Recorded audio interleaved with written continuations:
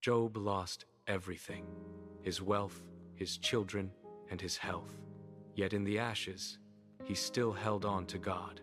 Faith is not always peace. Sometimes, faith is pain asking why, and still looking toward heaven, a gentle harbor. But what if faith is actually a violent, beautiful struggle in the face of absolute loss? Consider the moment the ground gives way beneath your feet. The air leaves your lungs. The world you built, the reality you trusted, dissolves into smoke. It is easy to believe when the sun is high and the harvest is full. It is something else entirely to stand in the wreckage of everything you have ever known and refuse to let go. This is not a story about passive endurance. It is a story about a man who was forced to confront the silence of the heavens while his own world was systematically dismantled. In the land of Uz, there lived a man named Job. He was a man who understood that his life was a gift, a steward of a world he knew was not his own. But before the ruin, before the ash, there was a life of vibrant, breathing connection. A life that was about to be tested by fire. In the land of Uz, the morning began with the rhythmic pulse of a thriving household. Golden light spilled across the plains, catching the dust kicked up by herds of cattle as servants guided them toward the watering holes. There was a constant, low hum of industry. Women gathered near the grain stores, their voices rising in laughter as they worked, the sound carrying clearly through the crisp air. Nearby, children darted between the sprawling tents, their feet thudding against the packed earth in a chaotic, joyful game of tag. Job moved among them, his pace measured and deliberate. He walked past the elders who stood to greet him, their heads bowing in a gesture of genuine respect. He did not carry himself with the arrogance of an owner, but with the focused attention of a steward. He watched the grain being measured, listened to the reports, and nodded. His eyes reflected a deep, quiet gratitude for the abundance that filled his fields. Every interaction was marked by a steady, calm kindness. He understood the weight of his responsibility, treating the land as a fragile, precious trust. For this moment, the world was ordered and entirely at peace. The shift was not gradual. The golden light that bathed the fields simply evaporated, replaced by a heavy, bruised purple that bled across the horizon. The air grew thick, stagnant, and impossibly cold. The constant hum of the household died instantly. The women at the grain stores froze, their laughter cut short as they looked up at the darkening sky. Then, the silence was broken by the frantic sound of running feet. A man burst into the clearing, his chest heaving, his eyes wide with a terror that transcended exhaustion. He did not stop to greet the elders or acknowledge the work. He stumbled, his momentum carrying him forward until his knees slammed into the packed dust with a sickening thud. He gasped for air, his hands clawing at the dry earth as he struggled to find his voice. The entire compound turned toward him. The stillness was absolute. He looked up, his face drained of all color, and pointed back toward the distant hills where the herds had been grazing just moments before. He opened his mouth, and the words that followed shattered the morning. He spoke of fire, of raiders, and of total ruin. The tapestry of the morning, so carefully woven, began to unravel in the space of a single, jagged breath. The first messenger had barely finished his report when a second appeared on the horizon, running with a desperate, uneven gait. He did not wait to be addressed. He collapsed into the dust beside the first, his voice cracking as he spoke of lightning that had scorched the fields. Before the echoes of his words could fade, a third man arrived. He was covered in grit, his movements jerky and frantic. He spoke of a whirlwind that had leveled the structures where the children had gathered. Each report hit the compound like a physical blow. The laughter that had filled the morning was gone, replaced by a sharp, ringing silence. Women stopped their work, their hands motionless. The elders stood frozen, unable to process the speed of the collapse. The bustling activity of the household vanished. Where there had been life and movement, there was now only a hollow, terrifying stillness. The structures stood empty. The world Job had built was dismantled in minutes, leaving nothing but the dust settling on the ground and the weight of a silence.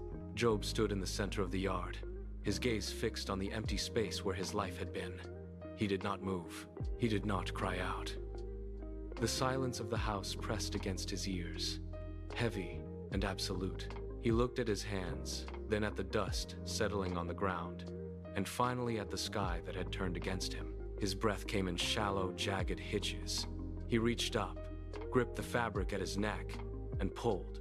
The sound of tearing fiber was sharp, a violent rip that echoed in the stillness. He let the pieces fall. He dropped to his knees, his weight sinking into the dry, unyielding earth. His hands pressed flat against the ground, fingers digging into the grit until his knuckles turned white. He bowed his head, his forehead touching the dirt. "The Lord gave," he whispered, "and the Lord has taken away. Blessed be the name of the Lord." The change did not happen all at once. It began as a heat beneath the surface of his skin, a persistent, crawling itch that turned into raw, weeping sores. They spread across his limbs, hardening into crusts that cracked whenever he moved. The pain was a constant, sharp pressure that made every breath a labor. He could no longer remain within the compound. The household had become a place of ghosts, and his presence there was a reminder of what had been lost. He stood, his joints stiff and protesting, and began the slow walk toward the city gates.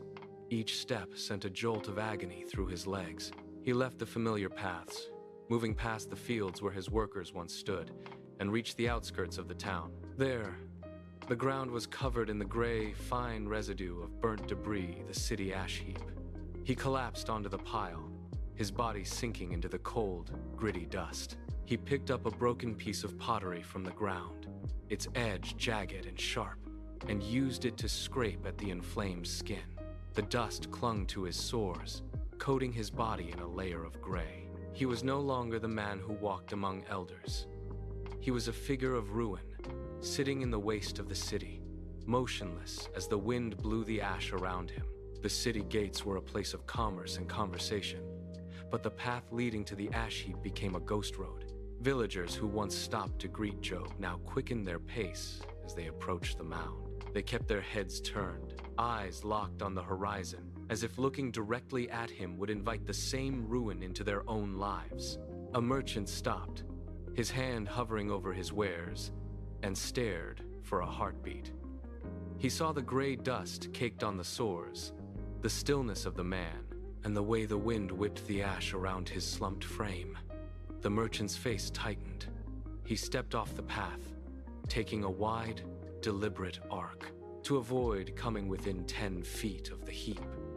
Behind him, 2 women walked with their heads bowed, their voices dropping to a low, rhythmic murmur. They did not look at Job, but their eyes flickered toward him every few seconds, their lips moving in hurried, hushed tones. The space around him grew, a widening circle of silence that no one dared to cross.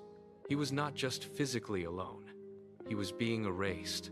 The wind shifted, carrying the scent of dry earth and stagnant air. A shadow fell across the ash heap. Job did not look up until the footsteps stopped, just inches from his boots. It was his wife. She stood for a long time, her hands gripping her own elbows as if to hold herself together. Her eyes moved over the crusted sores and the gray dust matted into his skin. She did not kneel. She remained standing, a stark silhouette against the pale sky. When she finally spoke, her voice was thin, stripped of its usual cadence. "Do you still hold fast to your integrity?"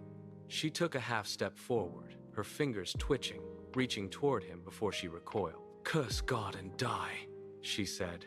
The words hung in the air, sharp and final. She was not a stranger. She was the person who had shared his table.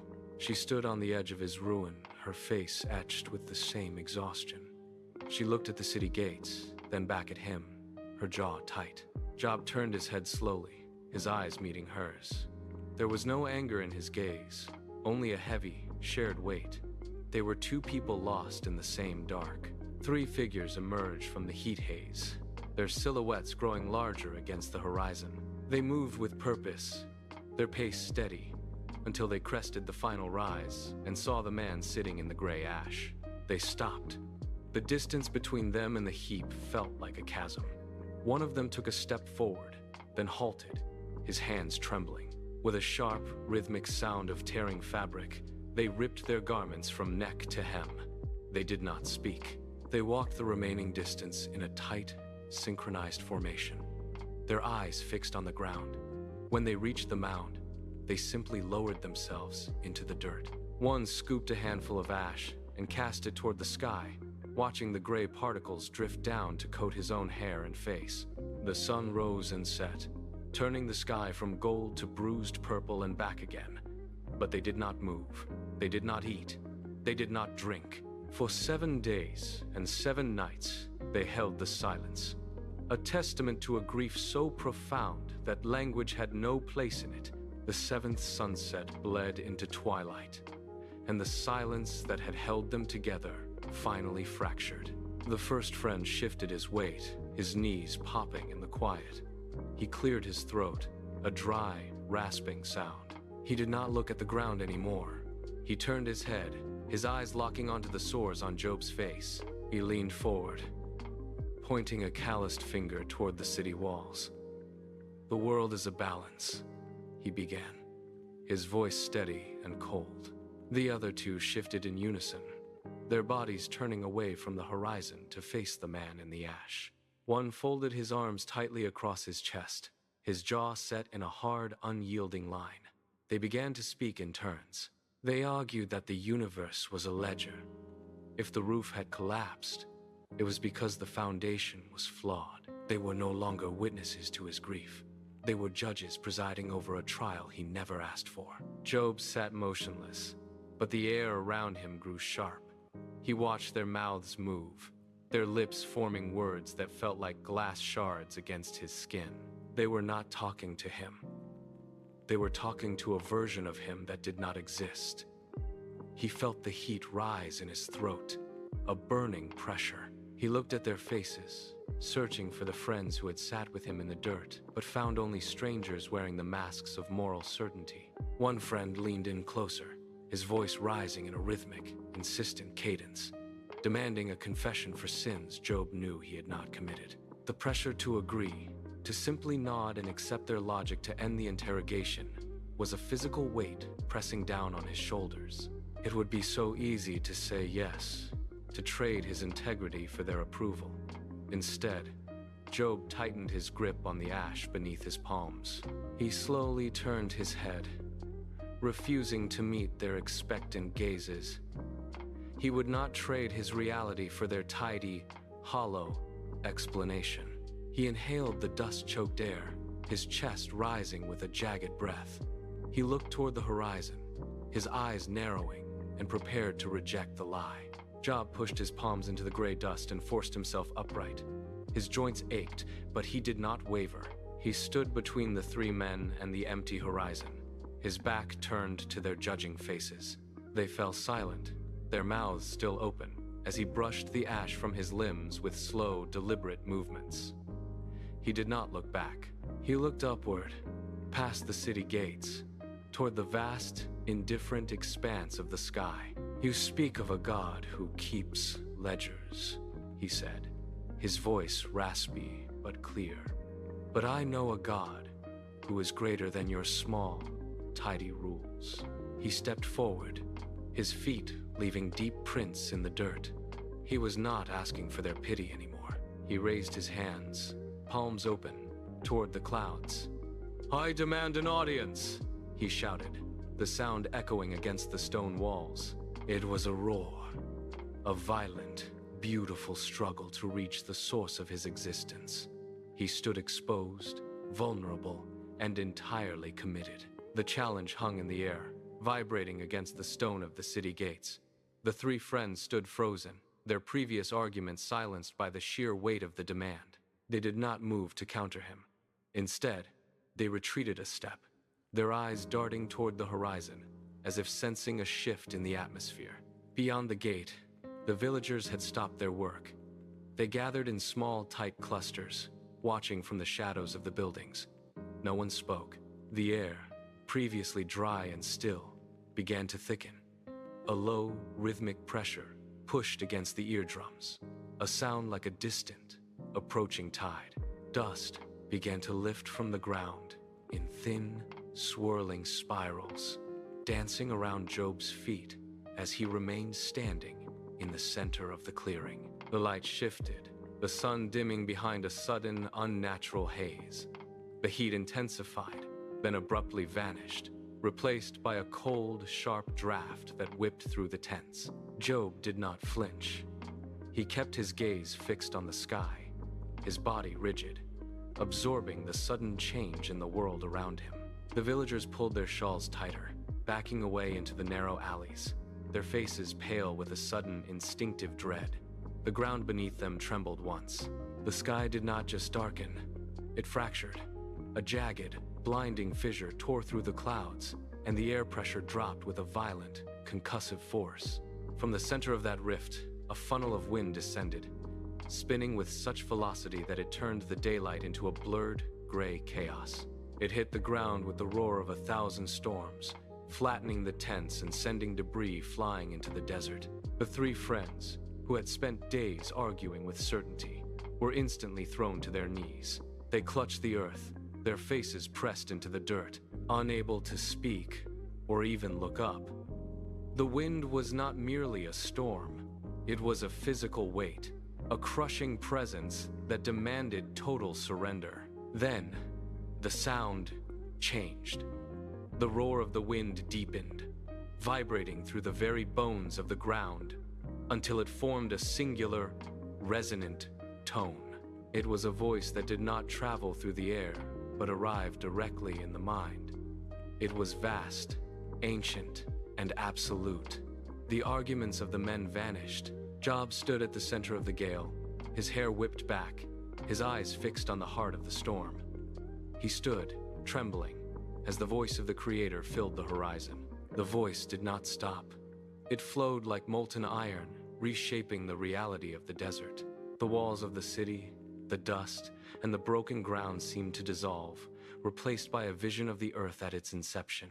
The narrative of the voice moved to the deep foundations, describing the laying of the cornerstones of the world, a time when the morning stars sang together. Job saw the sea, not as a boundary, but as a wild, surging beast that God had hemmed in with bars and doors. The majesty was not a lecture. It was a display of raw, untamable power. The voice spoke of the storehouses of the snow and the hidden paths of the lightning.